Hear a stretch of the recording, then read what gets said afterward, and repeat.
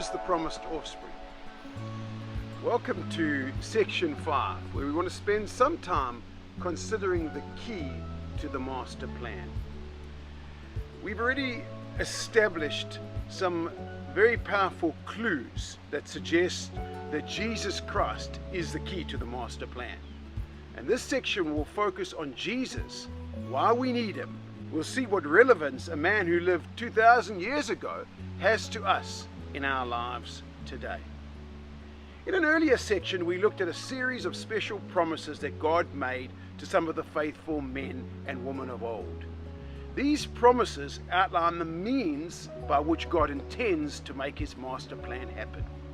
We saw that there were numerous references in these promises to a special offspring or seed. Who exactly is this promised offspring referred to in the promises made in the Old Testament? Well, let's go right back to the beginning, to the very first promise that was made with hope by God. We find even in this very first promise a reference to a seed or offspring. In Genesis 3 verse 15, God says the following when speaking to the serpent: "I will put enmity between you and the woman, between your offspring and hers. He will crush your head and you will strike his heel." Here we have the promise of a seed of the woman and the seed of the serpent. The promise says that one day the seed of the woman will kill the seed of the serpent, and in the process receive a temporary injury. Notice that the woman's offspring is referred to as a he that will crush the head of the serpent. Let us remind ourselves of the two sets of promises we looked at earlier. This time, let's look out for that specific promise of the offspring or seed. In the promises made to Abraham, God says this in Genesis chapter 22 and reading at verse 17. "In blessing I will bless you, and in multiplying I will multiply your seed as the stars of the heaven, and as the sand which is upon the seashore. And your seed shall possess the gate of his enemies." Notice that the seed is going to possess the gates of the enemy. And you'll see this sounds very similar to the seed that would crush the enemy, which was the serpent in Genesis chapter 3. What about the promises to David? Do we find the seed in these promises as well? We surely do. If we look at 2 Samuel chapter 7 and verse 12, we read the following: "And when your days, David, are fulfilled, and you will sleep with your fathers, I will set up your seed after you, which shall proceed out of your bowels, and I will establish his kingdom." So here God promises David a seed, an offspring that would rule forever from David's throne.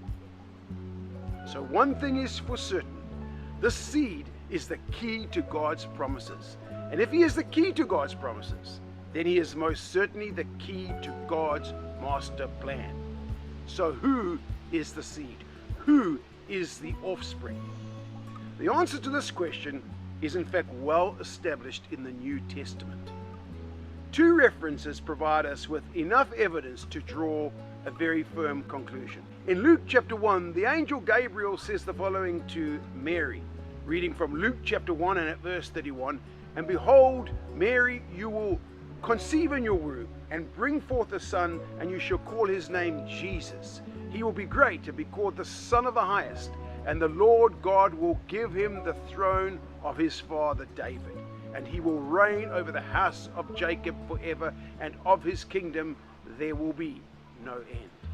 So Gabriel makes it clear to Mary that her son Jesus is the promised seed of David.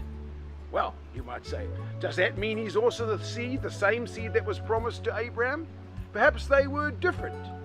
Well, Paul confirms that Jesus is also the promised seed that's referred to in Abraham's promises. He says in Galatians chapter 3 and verse 16, "Now to Abraham and his seed were the promises made." He does not say, "and to seeds as of many, but as of one, and to your seed, who is Christ." Paul makes it clear that the seed promised to Abraham was also indeed Jesus Christ. It couldn't be made clearer than it is in that verse. The conclusion is that Jesus Christ is the promised offspring, and He is the key to God's master plan.